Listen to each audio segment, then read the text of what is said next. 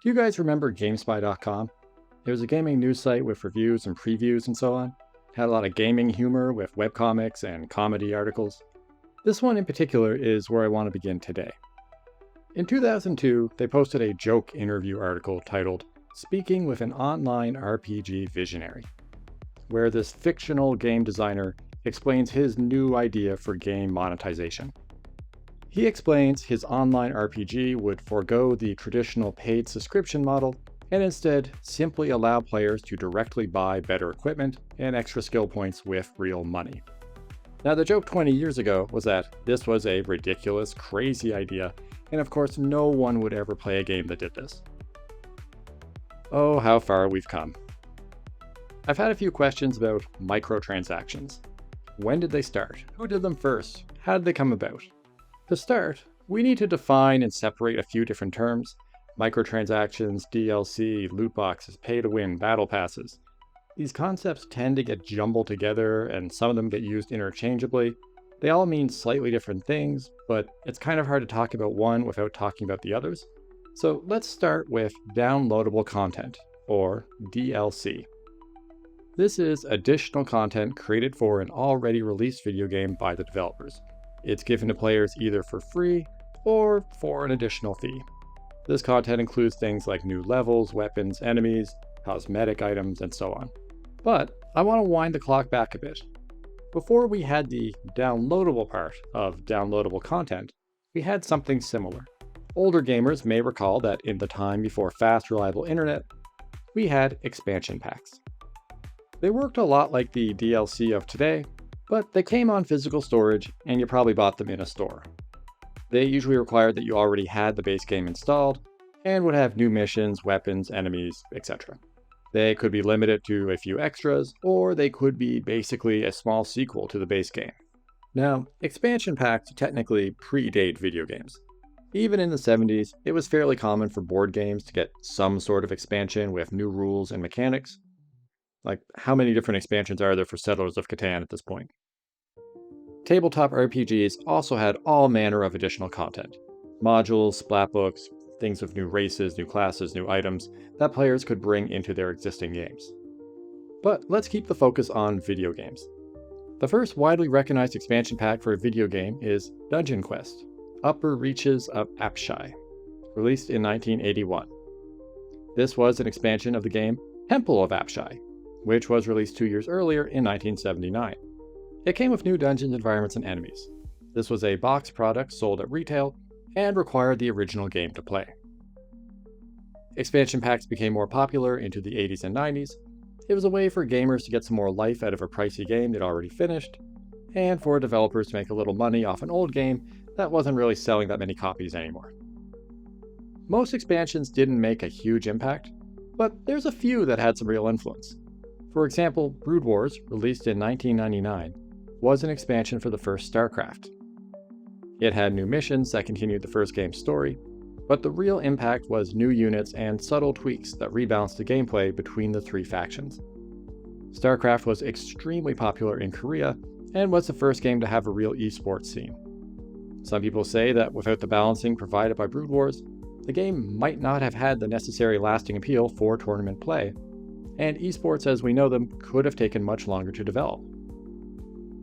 For the most part, expansion packs were confined to computer games, where it was easy to install and run different software packages. But there were a few similar console games.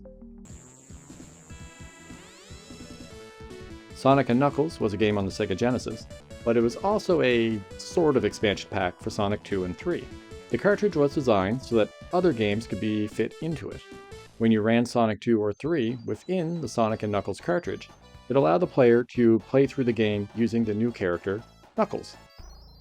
The very first Grand Theft Auto had an expansion pack called London in 1969. It was released on both PC and the PlayStation. PlayStation players had to run the regular GTA disc and then swap it out for the expansion, making it one of the rare computer-style expansion packs to make it onto a console. As the internet became faster and more widespread, online downloadable content began to take the place of physical expansion packs. On computers, fan-made hacks and mods and other content was available online pretty much from the beginning, but official releases from the developers was a lot more rare. I remember in the early 90s, a lot of shareware games would have a screen with like a phone number you could call to order the rest of the game, or like a physical address that you could mail a check to. Then they would ship the game out to you on a disc. In 1997, developers for the real-time strategy game Total Annihilation began offering new units and maps for free online. You'll sometimes see this cited as one of the first examples of modern DLC. But I was surprised at just how much earlier some people had tried to implement alternate forms of distributing games. During the days of the Atari 2600, a company called Zante tried selling generic rewritable game cartridges. The idea was that when players got tired of a game, they could take it to a special kiosk and have a different game burned onto it. Not exactly DLC, but you could see the spark of the idea there. The video game market crashed before this idea really had a chance to get off the ground. Today, these game cartridges are quite rare, and they are a sought-after collector's item. Nintendo in Japan had something similar. The Famicom Disk System was released in 1986. It also allowed players to visit kiosks and burn games onto reusable floppy-style disks. Players could also mail in these disks to have games copied over and returned. Some games like Legend of Zelda and Metroid were actually released on the disk system first, since the storage capacity on these disks was so much higher than the early cartridges that were available at the time. In 1995, Nintendo released the Satellaview, an add-on for the Super Famicom. It worked off technology similar to satellite radio. Content was broadcast at specific times, and users could connect to download new games or new content for existing games. Sega had a similar system called the Sega Channel, which allowed users to download Sega Genesis games online.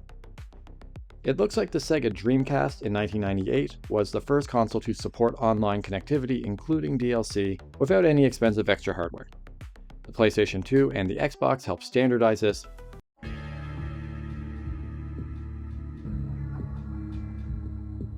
This would probably also be a good time to talk about Steam. When Steam was released in 2003, it was mostly just to distribute game updates. Younger gamers might not remember what a pain it was to update games at the time. You'd hop online to play some Team Fortress Classic or Counter-Strike, and you'd get a message that your game was out of date. So you'd go on the internet to download the new patch, and sometimes it was kind of confusing what file you wanted, and pretty often the site was swamped with everyone else who was also trying to get the same files, so you'd have to wait in these long queues until a slot opened up, and then the download would take forever, and if it got interrupted, you had to restart the whole process all over again. A system that automatically downloaded and installed the correct file for you was a pretty cool idea. In 2004, Valve released Half-Life 2 and allowed people to just buy it right through Steam. But they also required a Steam account to play it, even if you bought a physical disc. This was an extremely unpopular decision at the time.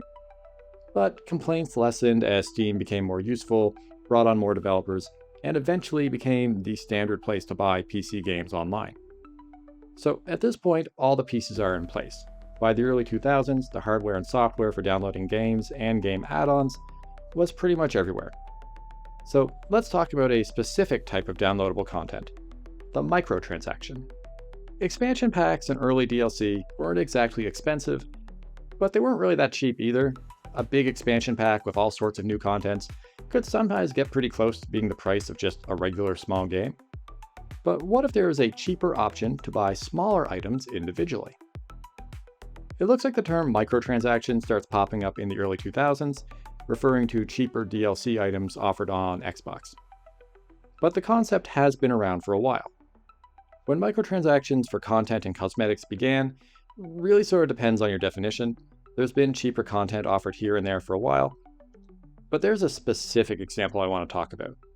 It's definitely not the first one ever, but for many gamers, the era of microtransactions begins in 2006.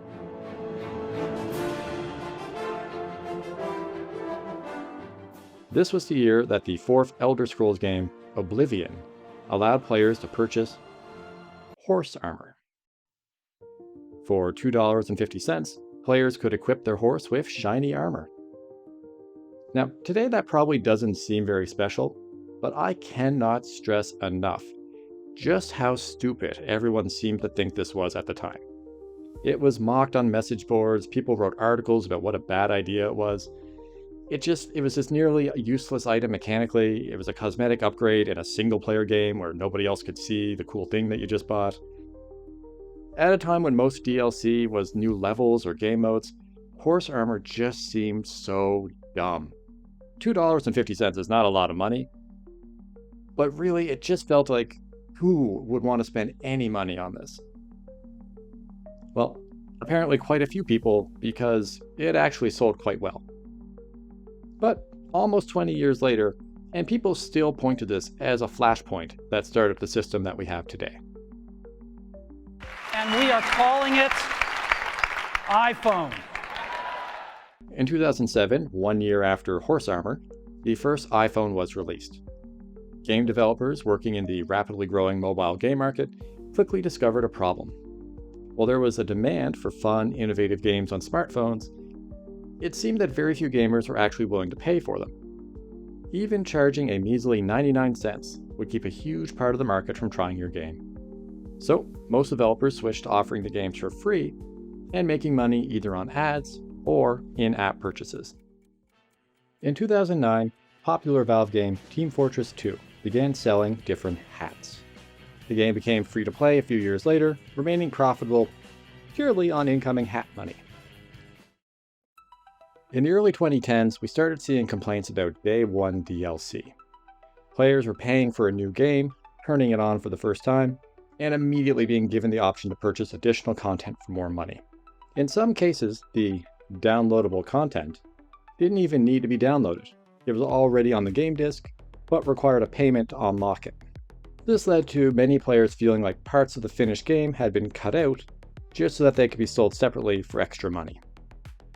In 2011, LA Noire became the first major game to release a season pass. Players could pre-purchase all the upcoming DLC and receive a discount for buying in bulk. Other developers quickly got on board, and offering a season pass became a common practice. But companies started running into issues when they canceled planned DLC or otherwise had trouble delivering on promises they made at the time of the game's release. Players eventually became wary of paying for content that far in advance. In 2013, Dota 2 offered the Compendium, the first example of a paid battle pass. Similar to a season pass, battle passes offered multiple tiers of DLC, usually a wide variety of smaller cosmetics, but the rewards are locked behind various challenges the player must complete in order to get them. Over time, battle passes mostly took the place of season passes, and they're still popular in games like Fortnite and Call of Duty. In 2017, players of Star Wars Battlefront 2 complained about paying $80 for the game, only to have all the coolest characters locked away. Players technically could very slowly unlock them over time, but were encouraged to pay more money and get them immediately. When a player posted his complaints to Reddit, a reply from one of the developers said, "The intent is to provide players with a sense of pride and accomplishment for unlocking different heroes."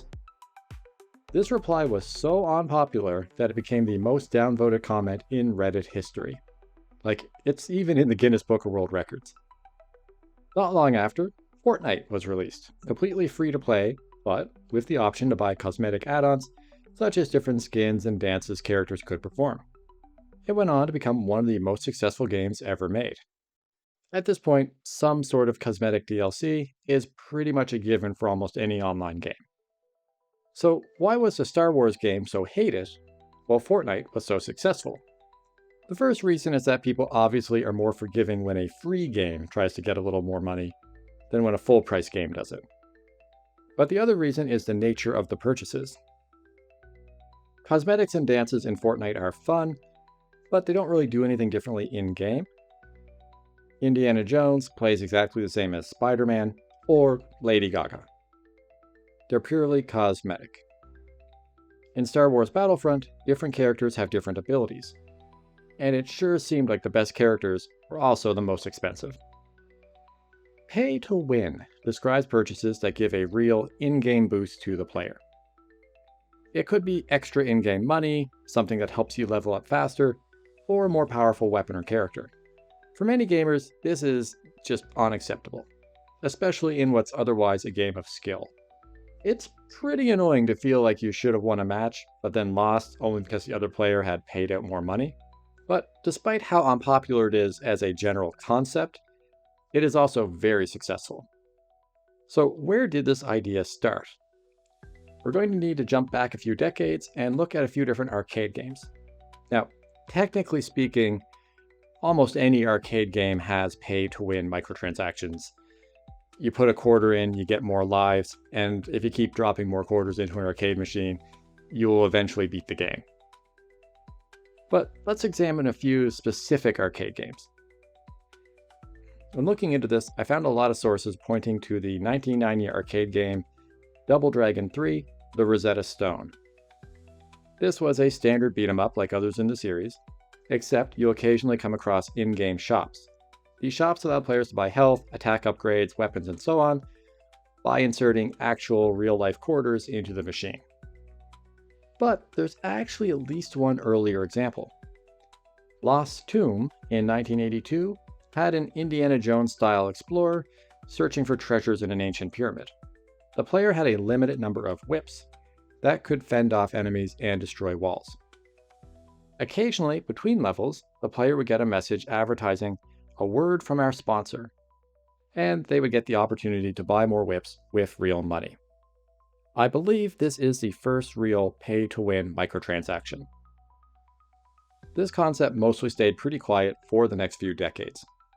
It wasn't until the rise of the internet and online play that we really saw it come back in force. In the late 1990s and early 2000s, online games in Asia, such as Quiz Quiz in 1999 and MapleStory in 2003, contained microtransactions, allowing players to buy virtual items and currency for real money. These purchases were often cosmetic, but sometimes provided gameplay advantages. The success of these games led to the rise of the pay-to-win model in online gaming. When mobile game developers realized they were going to need to make their games free to play, this was something of a roadmap to follow. Games like Farmville in 2009, Candy Crush Saga in 2012 popularized this freemium model. They allowed users to play the regular game, but also offered paid items to make the game easier or just to speed up progress. Games like Clash of Clans pit players against each other, making it even more necessary to spend money to succeed in the game. We could probably do a whole separate video just on the psychology behind getting people to spend more money in free video games. The fast version is that these games use various psychological tricks to encourage spending, and it turns out that a small number of people are especially susceptible to this. These people are known as whales, a term borrowed from the casino industry. Whales might make up as little as 1% of the player base of the game, but can provide up to 50% of the incoming money. For now, the practice of pay-to-win items has mostly stayed confined to phone games and free online games, but it still rears its head from time to time. The last version of this that I want to talk about is loot boxes. These are an in-game item that has one of several randomly selected prizes inside. They can usually be found as an in-game reward, but then of course can also be bought directly with real money.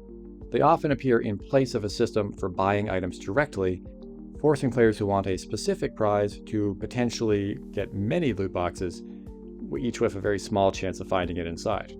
Again, this definitely has some out-of-game equivalents. For example, games like Magic the Gathering, where players assemble a deck of cards, usually sell cards in random packs. But there's often a secondary market to buy individual cards directly. In video games, it looks like, again, this started in 2004 with MapleStory. It offered gachapon tickets, which could be redeemed for random items. Gachapon is the Japanese word for those vending machines that spit out little random capsules of toys. Games that make heavy use of this mechanic are still called gacha games to this day. ZT Online, a Chinese MMORPG released in 2006, is usually credited as the game with the first real loot box. It had virtual treasure boxes, which would show the possible items that might be inside. Very high-level items were often shown, even if the chance of winning them was basically zero. The system was massively profitable and saw widespread adoption by other free online games developed in Asia. For many Western gamers, the first introduction to this concept was Team Fortress 2. As we said before, it came out in 2007, but by 2010, it had a healthy collection of hats and alternate weapons for players to collect.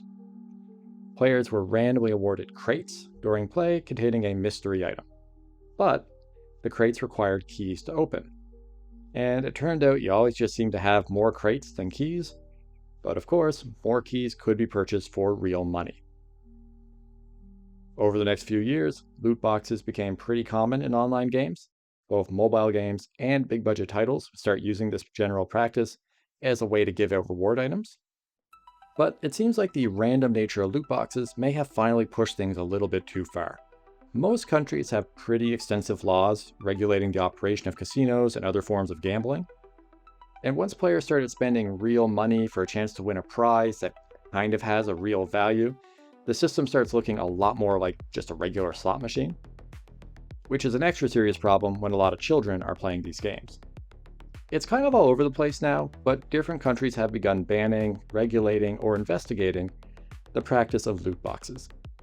Belgium has straight up banned them unless the company has a gambling license. Many other countries have made laws requiring better transparency or warning on games that contain these sorts of mechanics.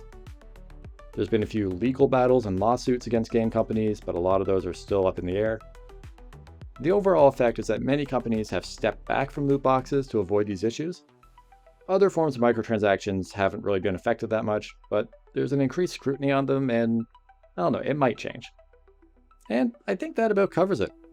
Some of the more predatory types of monetization may end as laws and regulations catch up to the industry, but I don't really see microtransactions in general going anywhere. There was a time when many gamers saw the rise of microtransactions as foretelling the death of the game industry. Some people might still feel that way, but I think most people have accepted, for better or worse, that it's here to stay.